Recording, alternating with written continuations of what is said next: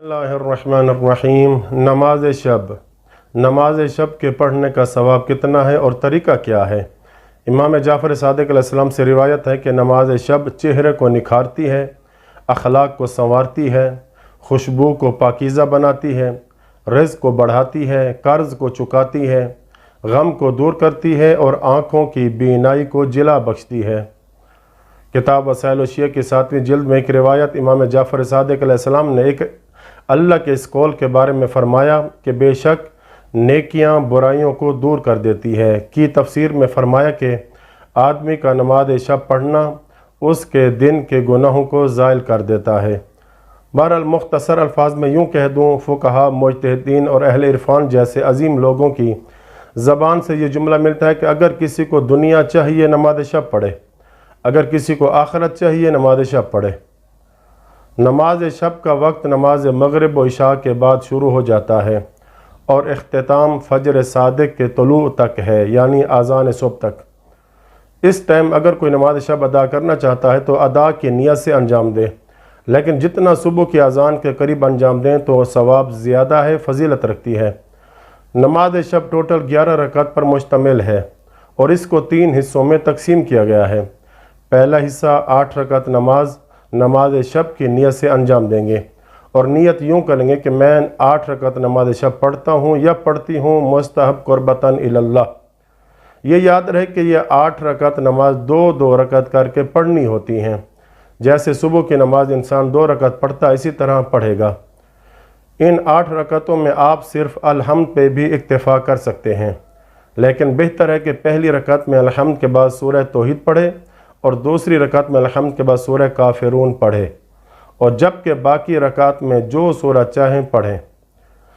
इसी तरह आपने 8 रकात नमाज शब को मुकम्मल करनी है और नमाज शब पढ़ने वाले के लिए मुस्तहब है कि बुलंद आवाज़ से क़िराअत करे। ये था पहला हिस्सा नमाज शब का।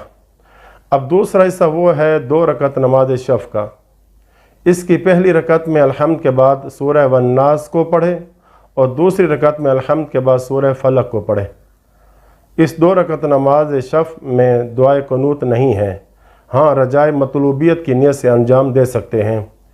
जब आपने ये 2 रकात नमाज शब मुकम्मल कर ली तो मुस्तहब है कि ये दुआ पढ़ें, इलाही तअर्रज़ा लक फ़ी हाज़ल लैलिल मुतअर्रिज़ून। आखिर तक इसको पढ़े, जो कि किताब मफ़ातिहुल जिनान सफ़ा 334 पे मौजूद है। इसके बाद नमाज शब का तीसरा हिस्सा वो है नमाज वित्र का। नमाज वित्र पढ़ने के लिए खड़ा हो जाए। इस नमाज का तरीका ये है कि मैं नमाज वित्र पढ़ता हूँ या पढ़ती हूँ मुस्तहब कुर्बतन इलल्लाह।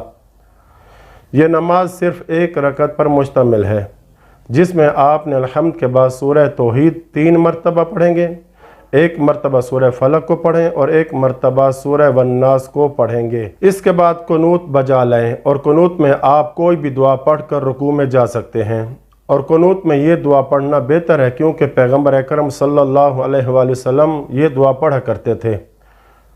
अल्लाहुम्मा हदनी फ़ी मन हदैता व आफ़िनी फ़ी मन आफ़ैता व तवल्लनी फ़ी मन तवल्लैता व बारिक ली फ़ी मा अअतैता वक़िनी शर्र मा क़ज़ैता फ़इन्नक तक़ज़ी वला युक़ज़ा अलैक सुब्हानक रब्बल बैत अस्तग़फिरुक व अतूबु इलैक व उमिनु बिक व अतवक्कलु अलैक वला हौला वला कुव्वता इल्ला बिक या रहीम।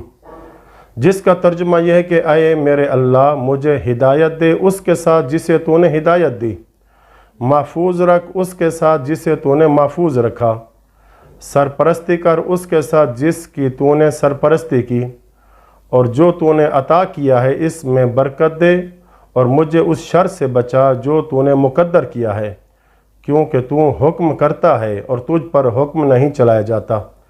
तू पाक है ऐ रब्बे काबा, तुझ से बख्शिश चाहता हूँ, तेरे आगे तौबा करता हूँ, मैं तुझ पर अकीदा रखता हूँ, तुझ पर भरोसा करता हूँ और नहीं हरकत व कुव्वत मगर जो तुझ से है ऐ मेहरबान ज़ात।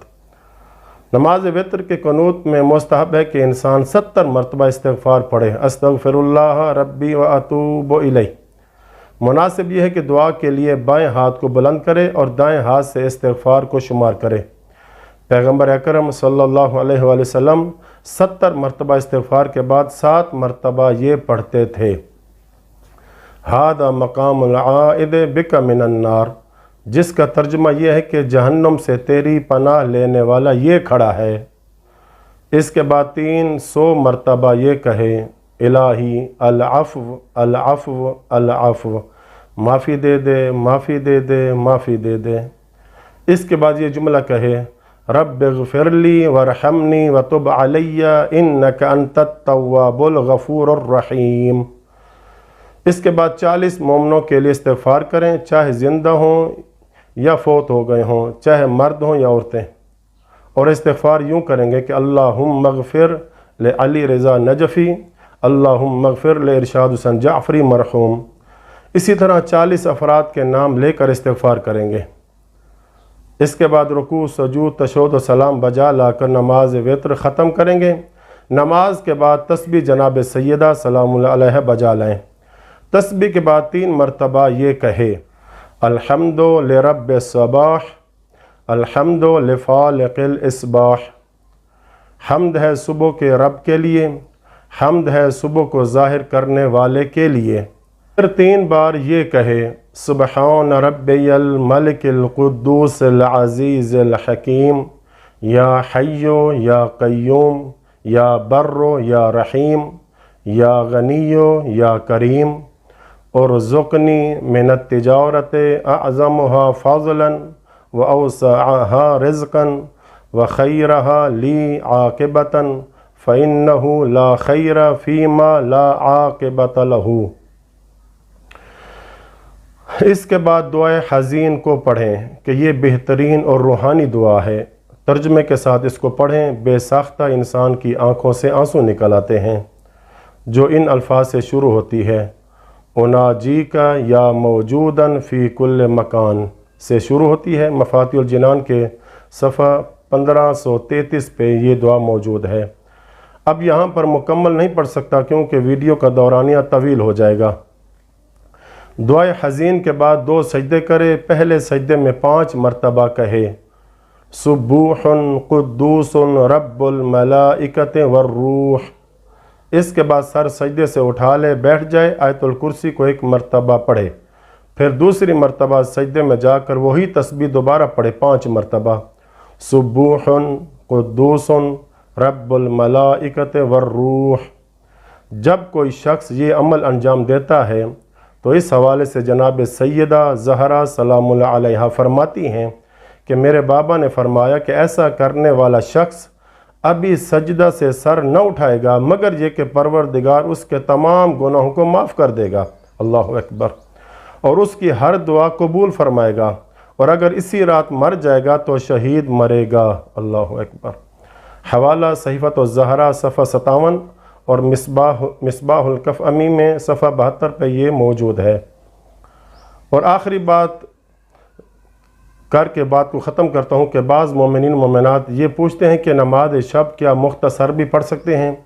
تو جواب یہ ہے کہ جی ہاں، جتنا آپ مختصر کرنا چاہیں کر سکتے ہیں۔ آیت اللہ سستانی نے منہاج الصالحین کی پہلی جلد میں لکھا ہے کہ انسان نماز شب کو صرف 3 رکعات پر بھی اختصار کر سکتا ہے کہ 2 رکعت نماز شب اور 1 رکعت نماز وتر پڑھ دیں کافی ہے، بلکہ آیت اللہ سستانی لکھتے ہیں کہ فقط آپ 1 رکعت نماز وتر پر بھی اکتفا کر سکتے ہیں، اور نماز وتر کے قنوت کو بھی جتنا مختصر کرنا چاہیں کر سکتے ہیں۔ لیکن جو مومنین مومنات مکمل 11 رکعت کے عادی بن چکے ہیں وہ یہ کام مختصر والا نہ کریں، اگرچہ ان کے لیے بھی جائز ہے، لیکن عبادت میں جتنی مشقت ہوگی ثواب زیادہ ہے۔ جو کم اور مختصر بجا لے گا اسے کم ثواب ملے گا۔ اگر کسی نے نماز شب کو اپنے وقت میں انجام نہیں دیا تو دن میں کسی وقت بھی اس کی قضا انجام دے سکتا ہے۔ آخر میں اللہ سے دعا کرتا ہوں کہ ہم سب کو، خصوصاً ہمارے نوجوانوں کو، نماز شب جیسی عظیم عبادت کو باقاعدہ طور پر بجا لانے کی توفیق عطا فرمائے، اور زمانے کے برے ماحول سے، برے لوگوں سے ہم سب کو محفوظ رکھے، اور امام صاحب الزمان علیہ الصلوۃ والسلام کے ظہور میں تعجیل فرمائے۔ آمین یا رب العالمین۔ وصلی اللہ علی محمد و اہل بیتہ الطاہرین۔